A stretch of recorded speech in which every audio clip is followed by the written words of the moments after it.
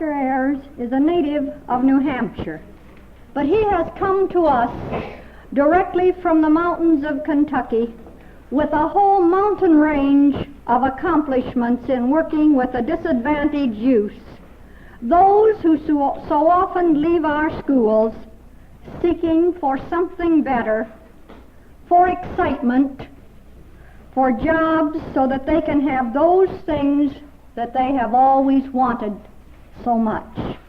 Reading through his biographical sketch yesterday afternoon made me eager to meet this gentleman, for I wanted to know what kind of man can do all these things. Now I know, for I have met him, and I can understand after seeing his warmth of personality. Mr. Ayers, Executive Secretary for the Council of the Southern Mountains Incorporated, Berea, Kentucky, is also serving as Associate Professor of Sociology at Berea College. And besides this, he has picked up other concomitant responsibilities, many of them too many for me to mention here. But it is truly a mountain of things to do. And in all these things, he is working for the welfare of others.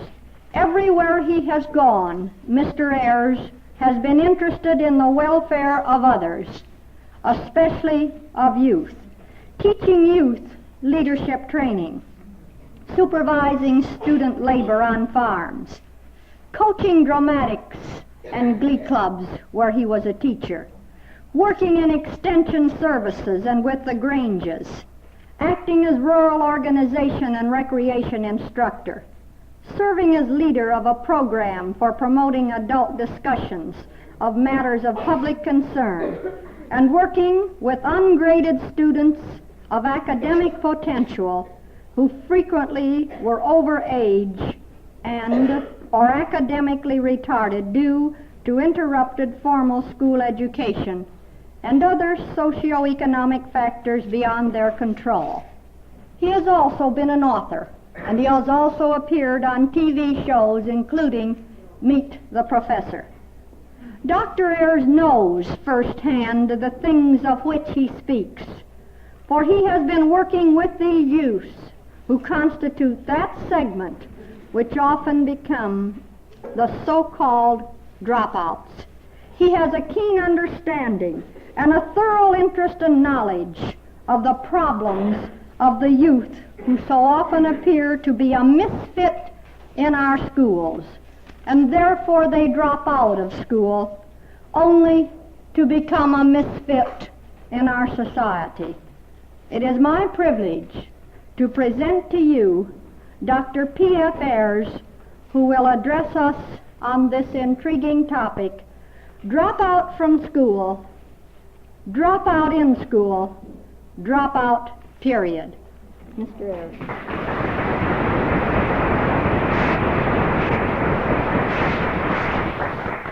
Thank you. She did a very nice job of editing this. It's astonishing what nice things people can say out of such raw material. I can remember, I might tell you, when one classroom teacher paralyzed my reactions, to say nothing of 400.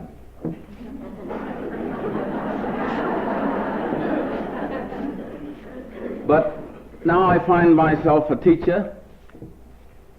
As a matter of fact, I find myself a teacher for many years. I started as a mercenary. How badly mistaken can you be? I started teaching as an undergraduate with no intention of ever making this my profession, and now I have been at it for some 42 years. That means I'm an old teacher. Now, this is obvious. I've learned years ago that back about MacArthur's time, that old teachers never die. They just look that way. Now, the reason I look this way, there are two good reasons for it. In the first place, I'm this old. This is my birthday. This morning, I was 23. I mislead you. I have one every day. This morning, I was 23,179 days old. And if I make it, it'll be 23,180 tomorrow. Now, don't do your arithmetic. This adds up to about 63 years plus.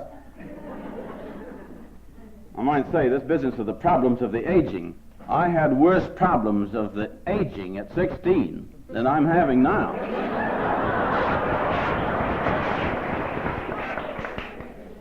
But the other reason I look this old is the life I lead. Now, I mean the schedule.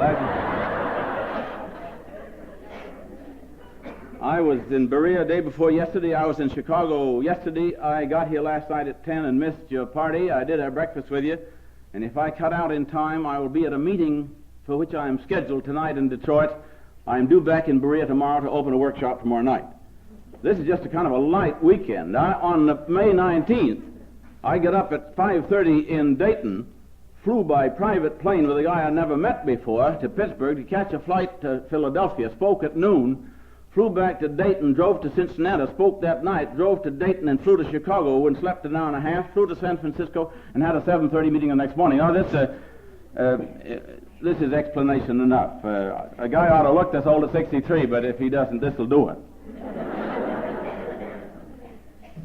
Now, I'm here in this kind of a schedule, not just because Margaret Stephen invited me to be here, but I'm here because I would like to say a few things to this many teachers. And I'm here because I believe that each one of us, I've looked you over sharply, if you have not noticed this, just to check out on my belief. I believe that each one of us could make the difference. And I furthermore believe that each one of us frequently does make the total difference. Much of the time we're not aware of this. I can remember one occasion when I was teaching biology and the facts of sex and preparation for marriage to a coeducational class at the sophomore level in high school. If you want to try something, try this sometime. And I had a little guy named Glenn who was giving me a little difficulty, and I said, "Out." And he left and never went to school again. And I made the total difference and had no intention of doing this. I was just trying to solve a problem of mine for the moment. And we do make the difference. As a matter of fact, we cannot avoid making the difference. We make the difference by what we do. But 99% of the time we make the essential difference by what we do not do, as well as by what we do. But I came here because I believe that each one of us here is consciously aware of this possibility and is consciously determined and dedicated to becoming more wise in purpose and more effective in method. That's what we're here for. I'd tell this to you one by one by one if I could get you in a corner and get you to listen, and if there was time for it. And we're talking this way in a bunch of 400 simply because this is one of the methods that we use. Now, if I give you too much credit, forgive me for this.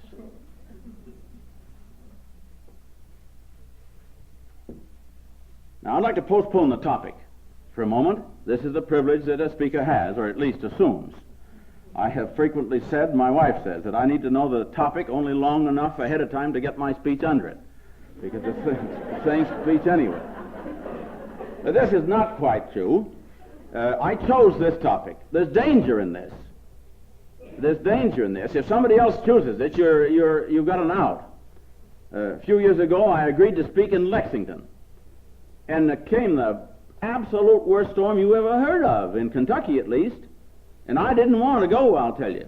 And I put it off as long as I could, hoping they'd call up and say they'd postpone this blinking thing, and they never did. And so finally, my wife and I set out and spent 2 hours and a half getting to this meeting, which they eventually did postpone, I might tell you.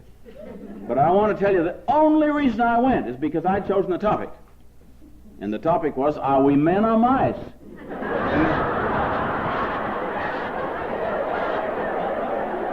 Brother, if I had elected to speak on anything else in the world, I wouldn't have gone. But I want to postpone this topic for just a minute, because I want to apply myself to a few basic concepts which I hope we share. And I'd like to make a contract with you. I never thought of this in my life until a meeting last fall. If what I'm talking about today does not make sense, I want you to tell me so, and I'll not say it anymore. And if it does make sense, I want you to say it, and to say it, and to say it, and to say it, because the only hope of this is that we will be individually effective in the total mass. Now, first, the mankind, men and women, let's take, man in the generic sense. Mankind across the board is an improvable bit of creation. And by his own effort, not just by ours, unless we trigger this thing, and so it's a self-determined action. It's the point. But man by his own effort. And this is the difference and the glory between man and other elements of creation. Now, I really am a farmer. Mrs. Ayer tells me I don't need to tell anybody this. They can tell just by looking at me. But now, I am a farmer, and I know something about plants and animals. And let's talk about an oak tree for a minute. What can it do? It can get bigger. And it can store up food and produce acorns. And this is all. But bless its poor old heart, it has no choice. It has to do this until the day before it dies or blows over or rots down. It got a little taller, a little broader, and stored up a little thing against that day when it produced acres. It could do no other. Now man, different from this, can, bless his heart, and by the glory of God, do this. But he also has the choice not to do this. And man can rot down by his own neglect and determination and acquiescence. And this a tree and other animal forms cannot do. Now, another way to save this is that man, even you and I, are underdeveloped. And I say this in all humility, you are not now, nor am I, what we could have been. But joy, joy, joy, we are not now what we may yet become. I have a friend in Texas, bless his heart, I've never seen him, but he wrote me the other day a little question, and he said, ignorance is curable. He said, stupidity is not. He said, the true test of stupidity is its capacity to survive an education. Now, this bothers me a little bit, but what I'm here to say is that frequently we are obsessed with the number of stupid kids in our room. We're depressed by this. We give up on some of them. But I'm here to suggest to you that in this room, there is somewhere the stupidest person here. Now just think about that.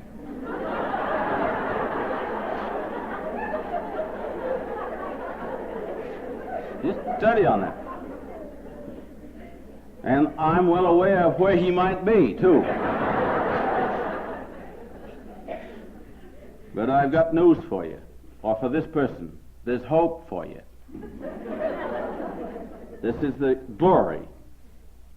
We are not what we could have been, nor, bless us, we are not what we can yet become by diligent effort. And this is related to the topic, but is not the topic. I'm sneaking up on it. 2. Second point, basic. Schools are man-made means of education. Schools and formal education is the man-made route to the discovery of worthy purpose and related fulfillment of mankind as individuals and as a social mass. Now, since schools are man-made, they can be man-remade by feedback process.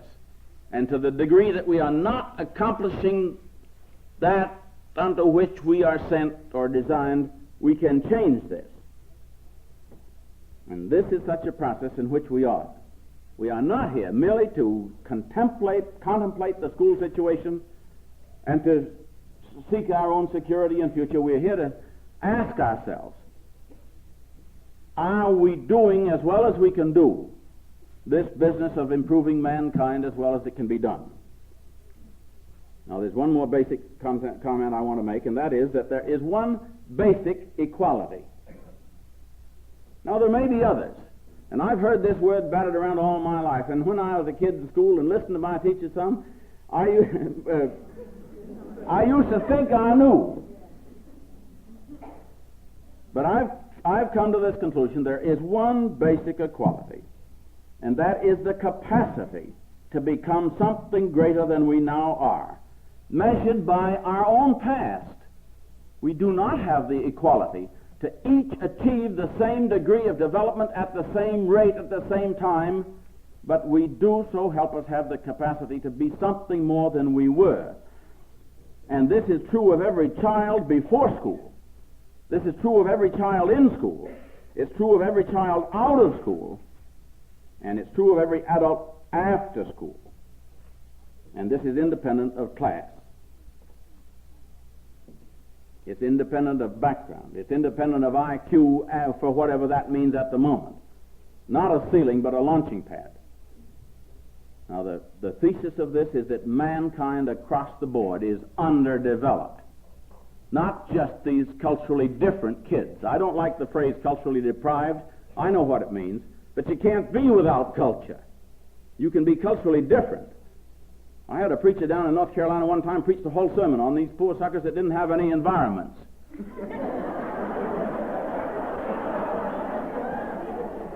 I racked my brain, and I didn't know one.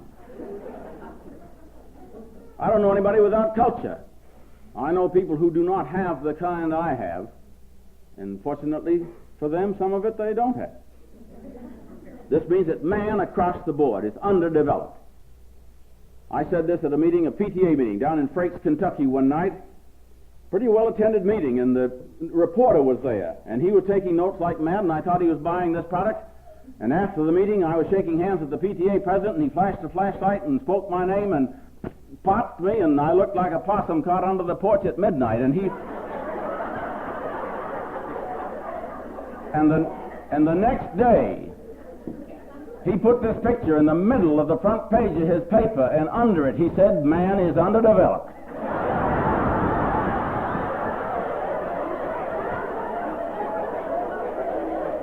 He didn't even use quotation marks. He made it look like an editor.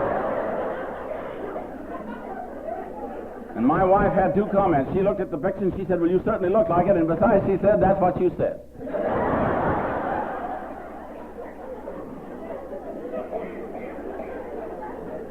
Now, I think we cannot begin a session of learning without giving some consideration to this basic fact. And besides, she said, "That's what you said."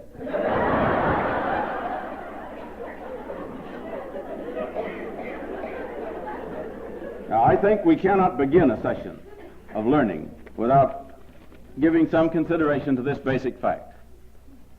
We are not what we could have been. And therefore, I want to talk about dropouts. Now, I want to talk about dropouts not in the popular, unpopular sense, but in the round, at 4 levels. We just simply drip virtue in this country, pointing at these kids that dropped out and feeling proud that we didn't, and that we don't recognize how close we came to it. Brother, I got broken in on independent study at an early age. I spent so much time in the anteroom in the 2nd grade that if I hadn't learned to do independent study, I never would have got an education.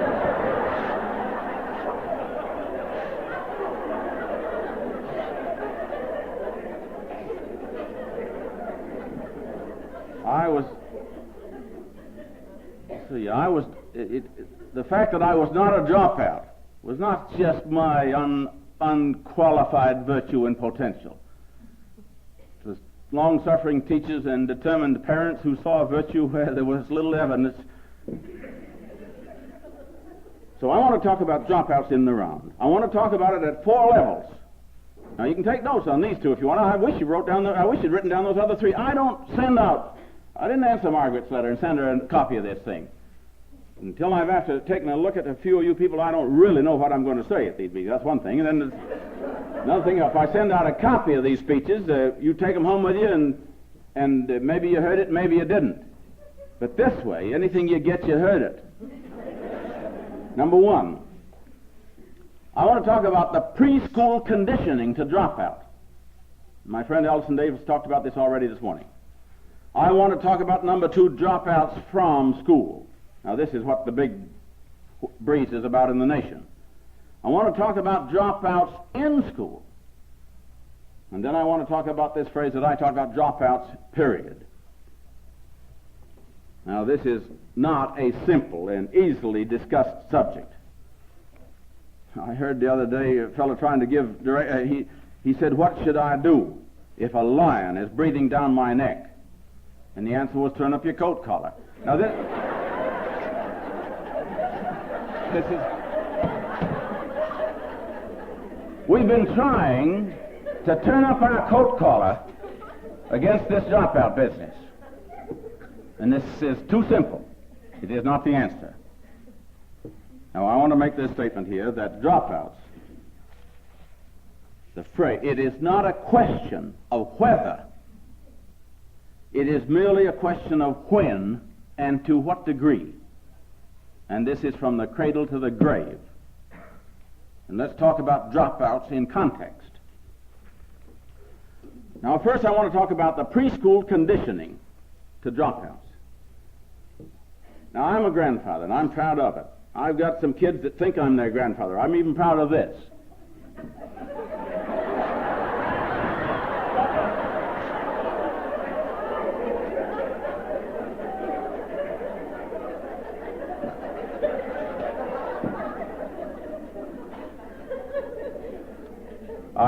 I like kids, if just in case you don't know this. And I have never seen a child. I've never seen a child without an insatiable mind. They want to know, they want to learn, they want to do, they want to reach out. They're always into something, so to speak. And what do we do to them? Brother, do we beat them down? They question, they endeavor, they aspire, and they're told and protected and ignored and scolded and beaten down to get them channeled until they're well-behaved little suckers, and then we send them to school and we expect this gorgeous thing that we've been controlling all this time to suddenly bloom and them to take over under the leadership of the school. We do this in two ways. We either don't do enough of it or we make it a burdensome thing. We kill their aspiration, either by not answering them at all or by answering them too much. The boy lying on the living room floor, and he asked his father a question, and his father, this is an illustration of both deals, asked his father an honest question. And his father was too busy with the newspaper or the racing results of the crossword puzzle, or not that, probably, not that's educational, not that. I mean, he was too busy. So he just brushed him off. He said, go ask your mother. And nothing happened. And pretty soon the old man's conscience bothered him a little bit, and he said, I thought I told you to go ask your mother. Oh, he said, I didn't want to know that much about it. Now,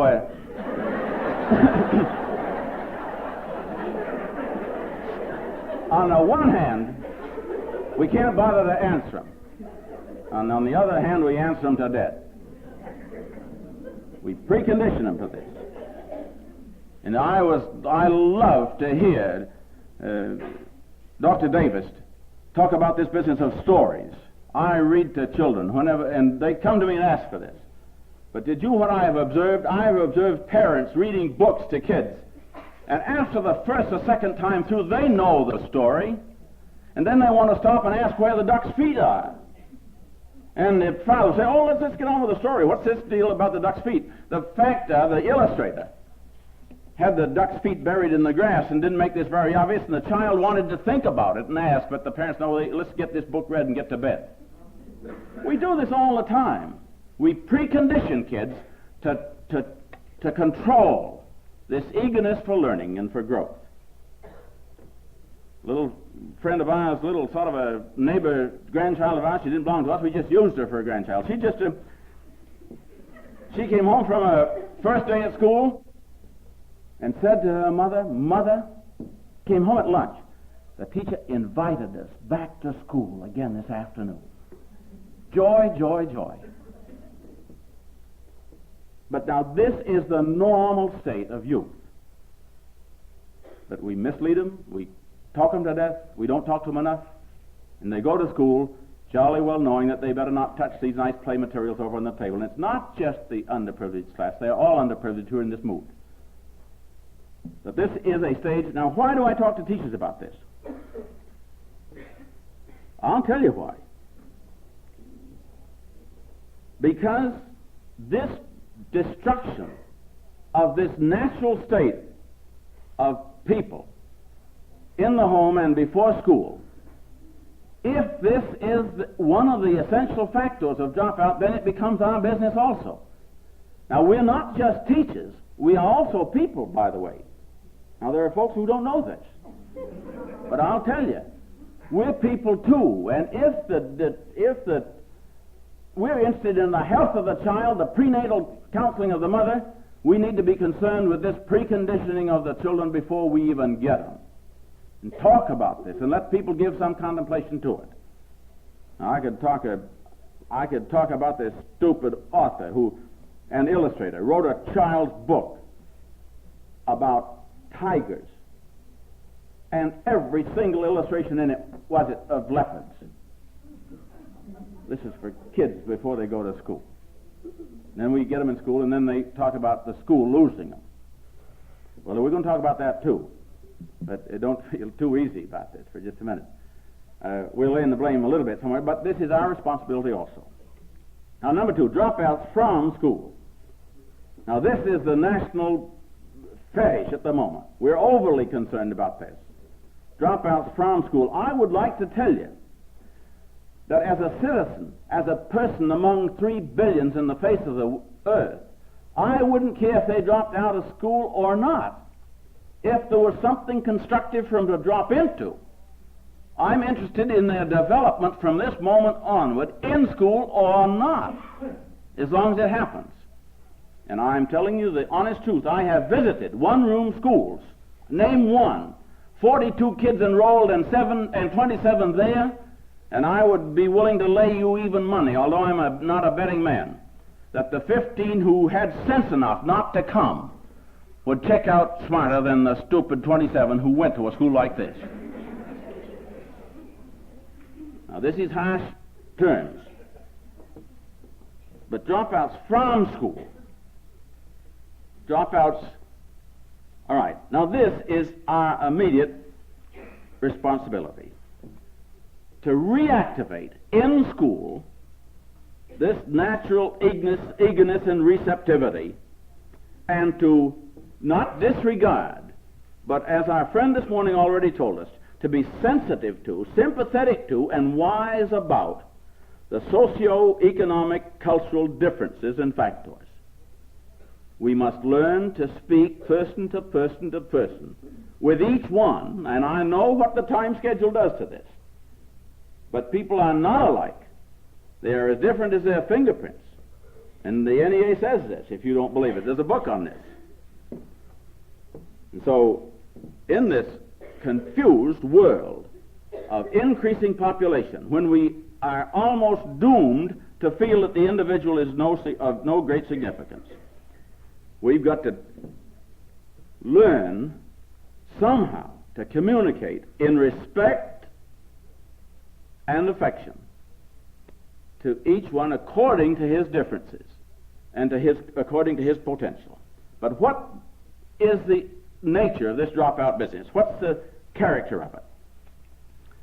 A standard, a set speed, a set content, I don't care if it's a middle class, a certain structure of values to which we subscribe, a lack of motivation, and, bless us, a prejudging of potential. Now, we're guilty of it. In a class I once had, I challenged the class in the middle of the session. I said, go home in your mind's eye. Don't leave the room for the minute, but just go home where you live. And go into your house. And then go up the creek or down the creek or over the road or up the street and tell me how many houses from your house you must go until you come to a house inhabited by a family for which you and the community have already given up hope. And you say, oh, well, you can't do anything with folks like that. Now, this permeates our profession. It gets us off the hook. And if we can say consciously or unconsciously, oh, you can't do anything with a guy like this excuses us from trying. And this is a subtle temptation. Now, I would like to suggest that one of the most potent elements of dropout in the public school system, and I say this to you because we could change this some, is our emphasis on success in this old Horatio Alger deal that there's plenty of room at the top and there's no honorable position anywhere else. And I'll tell you, I was a reasonably old man before it came over me that what this means is that there's plenty of room at the top for one, and all the rest of us are somewhere else. And if you're going to worship this, we actually teach subtly to 2/3 of our people that since I cannot be at the top, there is no other honorable place to be, and I don't have to stand here and be second rate to anybody. And they drop out of school and get appreciation, which we are not tooled up to give them in the school situation. And we've got to learn how to give recognition and credit for effort. Now, I do not believe that we can give academic status for effort. Don't misunderstand me. But I want to give credit to the man who will step up to bat and strike out and will still step up again. Now, his batting average could still be 177, but he goes to bat and goes to bat and goes to bat. And this is the thing that we need to give credit for. In San Francisco a week ago, we were talking about how to do this without lowering our academic standards. And one man said, I know what I'm going to do. I'm going to tell this little guy that's the best D paper I ever saw. Well, now, this is a simple. You can't do this. But the point of it, I'm not suggesting that we give A to a D paper. But I am suggesting that we give kids an opportunity to aspire on and beyond what they have done before. And I want to repeat my basic equality of improvability. Now, we are unequal in physique, we're unequal in background, we're unequal in vision, physical vision and intellectual vision, we're unequal in values and motives and aspiration, but we are equal in the fact that we can go somewhere from here. And if the school systems can deal only with those who can go to a preconceived destination by a preconceived time, then society must discover another way to deal with the rest of them, because we would serve them not well if we brought them back into school. Drop out from school versus aspiration. Drop out to what? Now, I want to share with you what I call Ayer's Law, number 1. Now, this is mine because I passed it. I was a majority and I was for it and I voted. It passed. Matter of fact, I wrote it. I presented it. I learned it from a couple of horses. These were talking horses. They could talk horse, that is. They could talk to each other. And they were going out to the racetrack one day, and one said to the other, what's the deal here? How do you feel today? And the other one said, I'm bored to death. It's the same old thing around and around and around. This is what teachers say. Just around and around, you get no place. And the first horse said, I know it, and the worst of it is what these newspaper reporters, they say. They always put in the paper, no matter what happens, they say, this horse won by a nose, that horse won by a nose, this horse. And the second horse said, I got an idea. Tell you what let's do. If either one of us gets within 10 feet of that wire today, let's turn around and back across and see what...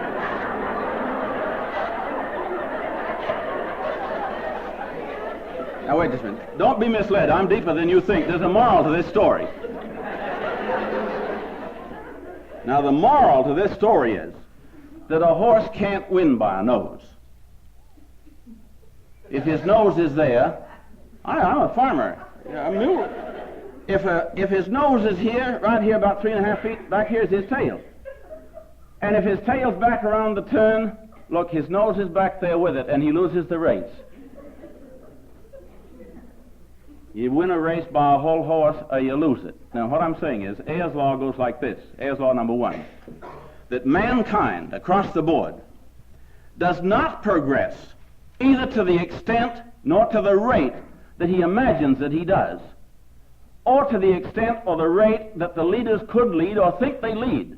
The truth of the matter, mankind goes forward only as fast and as far as the least of them, my brethren, can keep up. We are a whole horse,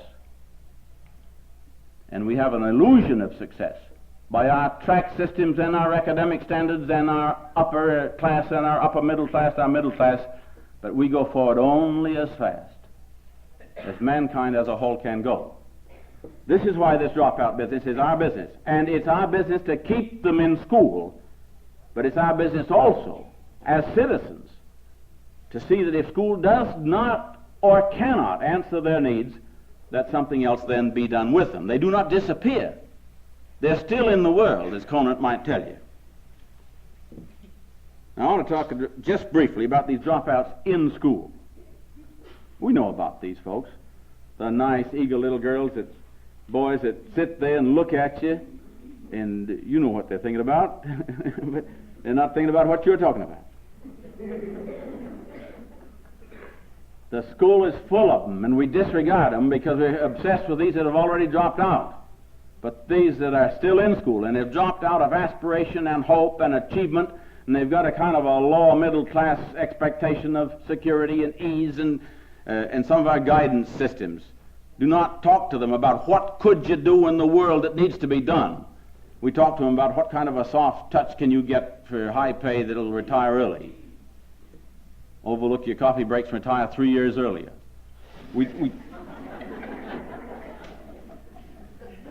Dropouts in school.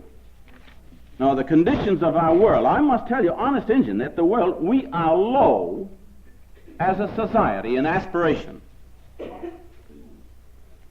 What are we in business for? What can we be that we were not? I don't know whether you read Martin Buber very much or not. I don't, but a friend of mine sent me a copy of this, and Martin Buber has a wonderful little story that you may know better than I about the religious leader who was in prison. And the guard kind of taunted him about this. He said, "This is a fine deal. What kind of a God do you worship, who must say to man, 'Where art thou?'" And the religious leader said, "Look, friend," or in words, this is my vernacular. He said, "Look, friend, God didn't have to ask man where he was. God knew. He wanted to know if a man knew where he was in terms of where he could have been." And this is what I'm talking about. Dropouts in school, we need to challenge these folks to say, what kind of a world would you like if you could have it just like you could like to have it? Then how do we do this? And you in it. And our dropouts in school are a major and consequential problem in America. And we do not pay any mind to this. We get our allotments according to our average daily attendance. We get the money from the state and the federal government and the county, so forth, by who's there.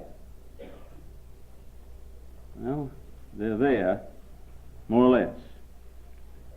Now, I've come down to the one that really I came up here to talk about. Disregard all the rest of this if you must, but don't miss this one. Dropouts, period. Now, by this, I mean you and me, and parents, and every other individual.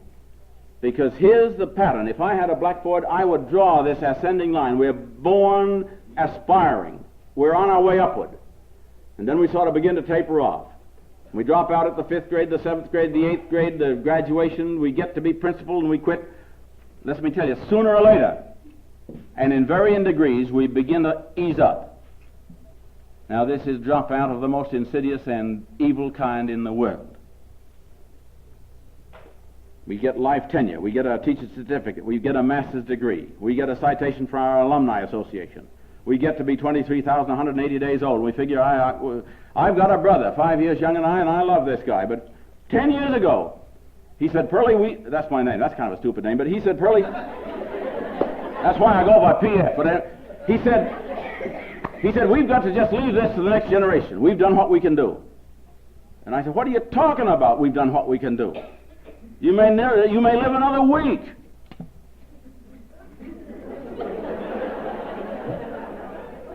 And you might be able to do something in this time.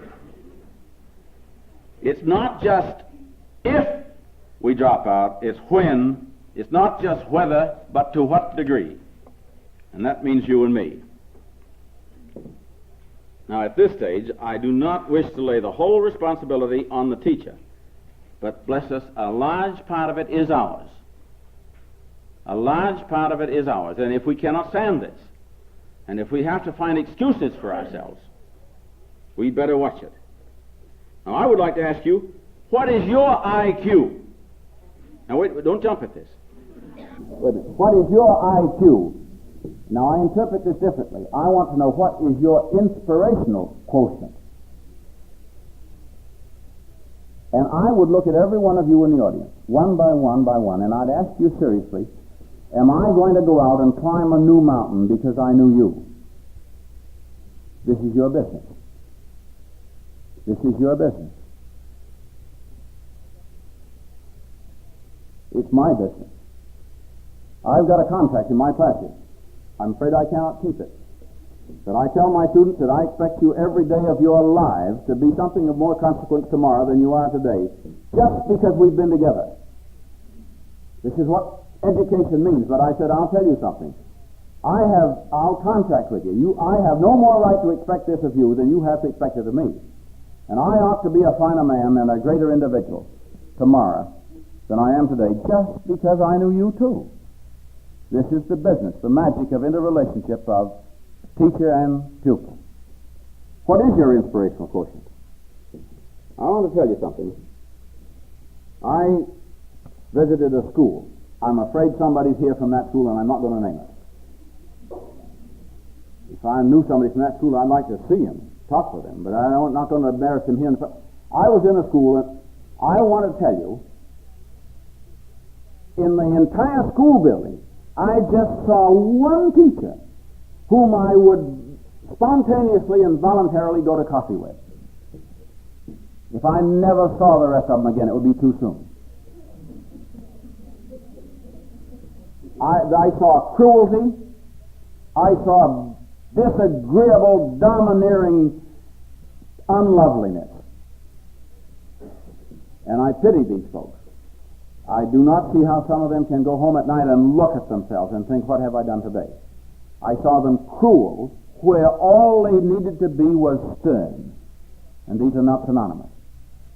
You need to have a tight ship and you need to have discipline, but you don't have to be dirt mean to do this. This was a discouraging thing. What we really say to I want to read you something. There's a man from this school, so I won't identify this one either. I was asked to make out what I call my 10 traits and or competencies essential for the good teacher.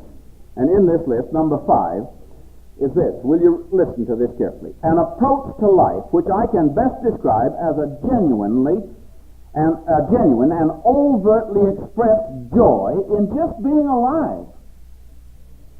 As I see educators, individually and en masse, I am unable to understand how they manage to teach, lead, and inspire with such a typical outer facade of apathy, disappointment, defeat, pessimism, and unhappiness.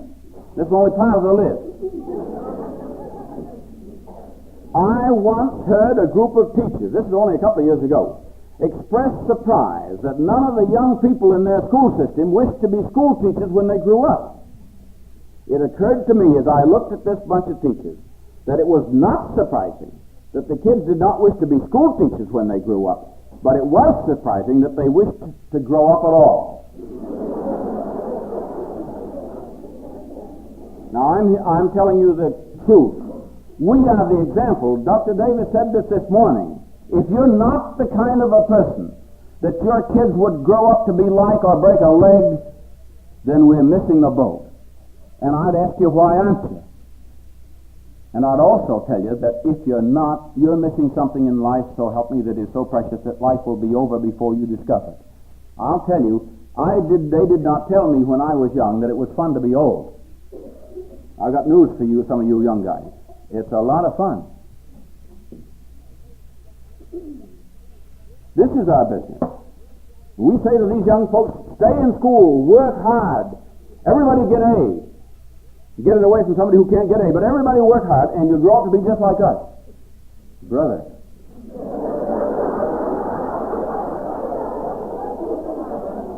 Now look, This is a good thing to say, so help me. If this is a meaningful motivation. And if it's not, we better take a sharp look at our business. Now, what do we want? I'm asking you. What is it that we want? More pay? Of course we want more pay. I'm broke and in debt. I'm not going to. The only way my wife is never going to pay out is if I fall out of an airplane. This is serious. We joke about this. If I just have the misfortune to die in bed, she's going to have to dig the hole herself.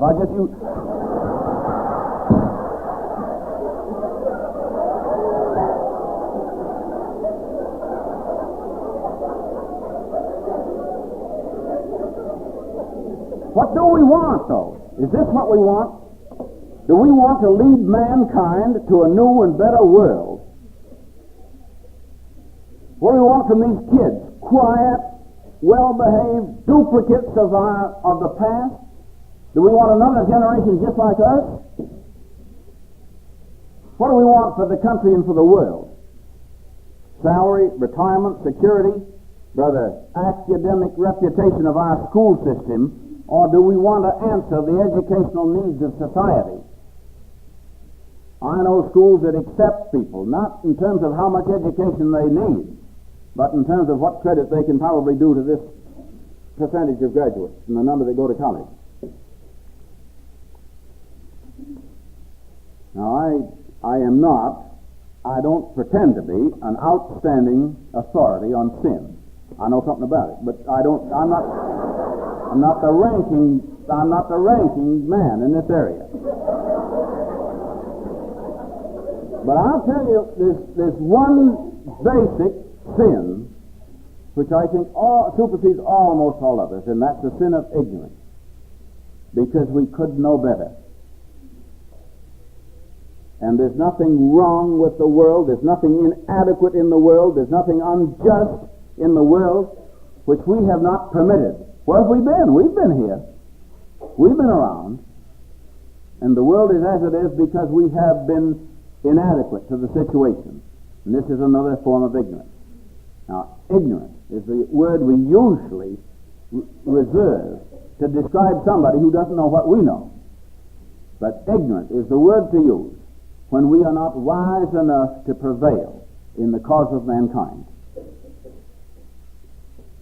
Now, neither am I an authority on virtue. I don't guess I'm even as close on this as I am on the other. But there's a couple of virtues that I would like to recommend to you. And one is compassion. Now, in the Bible, it calls this love. I don't like that word because in this modern day and age, we've kind of played around with this until nobody knows what it means. But compassion is the virtue. Now, this is not pity. This is empathy and fellow concern for mankind. It's a heart speaking to the heart.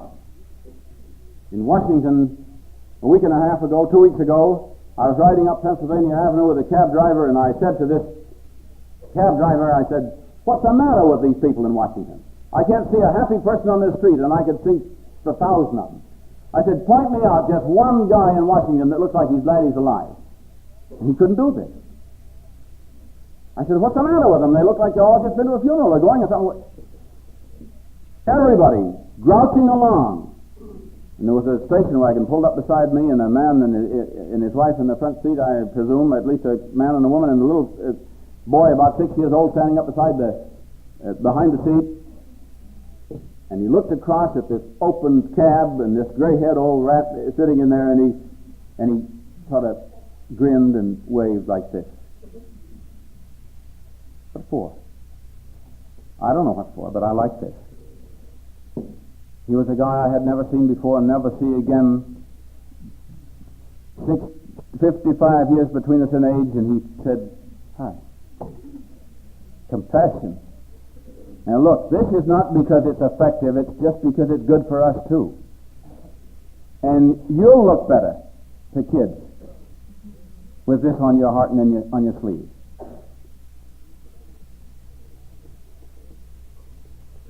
I believe that our business is man's fulfillment, the social welfare of the world. And I believe that we are the people who can change this, or it cannot be changed.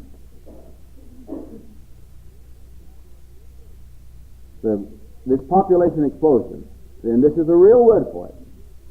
Phil Hauser says that in 800 years from now, there's going to be just 1 square foot of space per person on the face of the earth. And as I look at most of my audiences, this isn't going to be enough.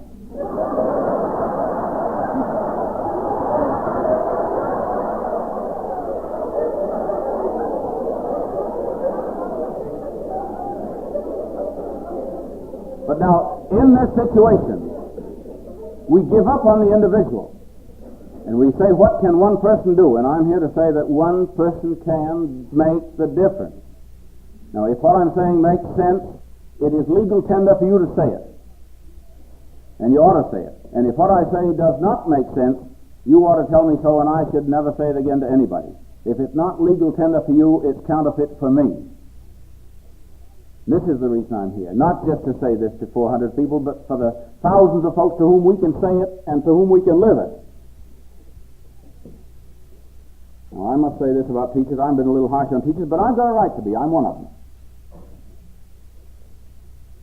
You know, a teacher, an administrator, a professional educator reminds me often of a mechanic I heard about who was a carburetor specialist. Brother, he was a whiz on carburetors. He could just fix a carburetor with his eyes shut in the middle of the night if he didn't know what was wrong with it to start with. He could just figure it out. And he was out one Sunday afternoon in his car, and he had car trouble. And so he got out and looked the situation over, and did you know what was the matter? He had 3 flat tires. And now this is a serious situation. So what do you suppose he did? He overhauled his carburetor and went bumping right straight along.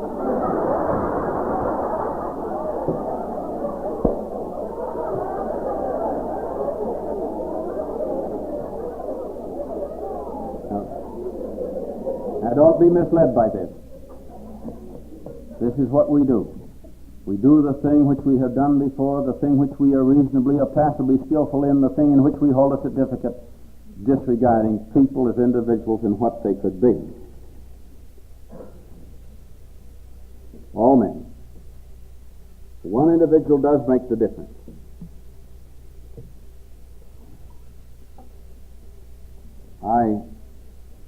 I'd like to share with you Ayer's Law number 2. I've passed just 2. I'm working on the 3rd one, but I haven't got it shaped up yet. It's not out of committee.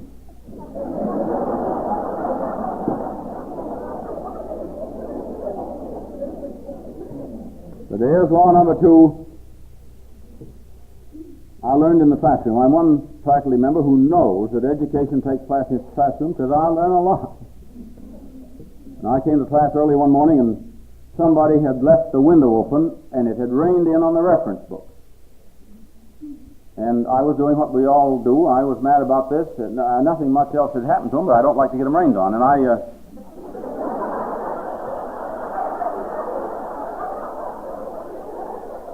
so I was doing just what we all do. I was trying to blame somebody for this. And Dub Rose came to class before anybody else did, and this is a real boy who later graduated from the University of Kentucky, a friend of mine. I said, Dub, did you leave that window open last night? No, sir, he said, I didn't. Well, I said, did you close it? Well, no, he said, I didn't close it. Well, I said, it looked to me like you left it open.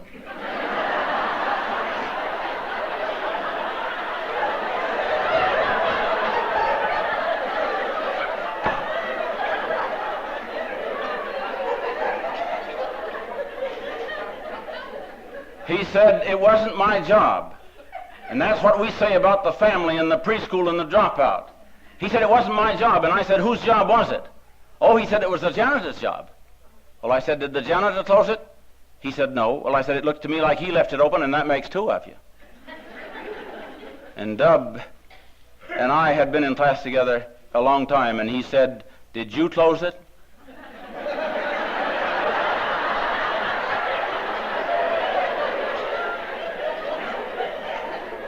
And everybody faces his moment of truth, and I put this off as long as I could, but there was just one answer, and I said no. And he said, it looks to me like there are 3 of us.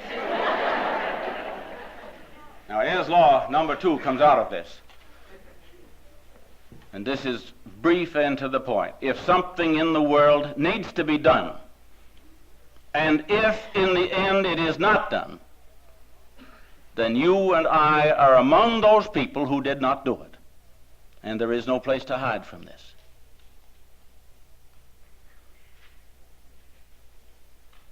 And I came here to talk to you because you're teachers and because I'm a teacher, but this is not all we are.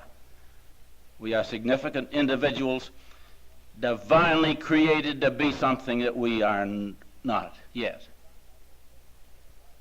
And I would like to say that because I have been here with you folks, I will be a greater and finer person, more effective than I was, and that perhaps each of us can do this same thing. Now, a problem of speaker faces, I must tell you this. The problem of speaker faces is to do two things. Is to say something important and to be remembered. Now, it's easy to do either of these two things. It's frequently hard to do both. Now, I could say something important by just looking it up in a book and reading it to you. Anybody can do this. This is the easiest thing in the world. And I must tell you something else. It's easy to get remembered. But to get it done in juxtaposition is the reason. In the summer of 1920, I went boating on a little lake with a sharp little number. I can tell you her name, but I'm not going to. And according to the custom of those days, her aunt went with us. This was not my idea. It's just one of those things that we did. And I elected to buy some soft drinks and found ourselves in the middle of the lake with a beautiful moon shining with this little girl on one side and her aunt on the other and some soft drinks, and I decided to add to the levity of the occasion and open the soft drinks, and I had forgotten the bottle opener. And so, nothing daunted, I'm Yankee ingenuity, I took my belt buckle and I hooked it over the bottle and I gave it a wrench like this, and the cap did not come off, but the bottle got stuck in my belt.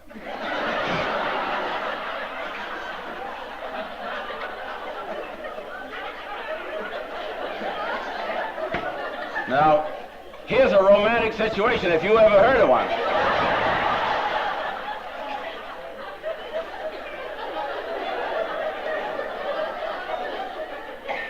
But what I would like to tell you about this, that 40 years later to the day, almost, without any contact in the interim, this girl saw my picture in the Saturday Evening Post and wrote and wanted to know how I was doing.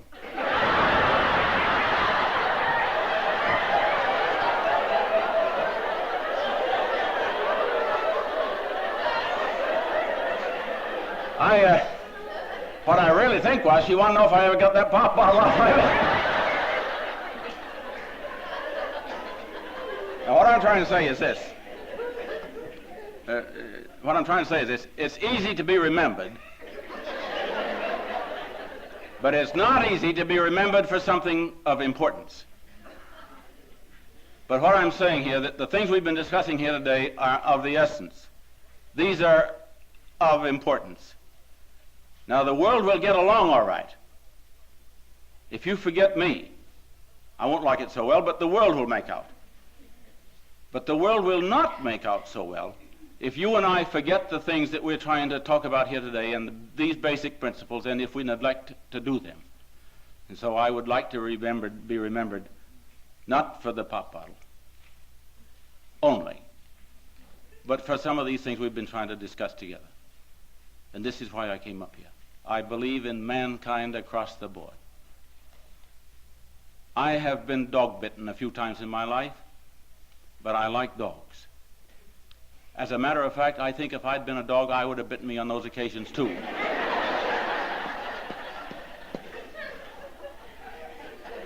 I like people. I like them just because I like them, but I believe in them, even the ones that give me little cause. And this is the business that we're in. And all the rest of this stuff is just a man-made method to achieve it. And if we are not achieving it, then let's one by one and en masse change the method.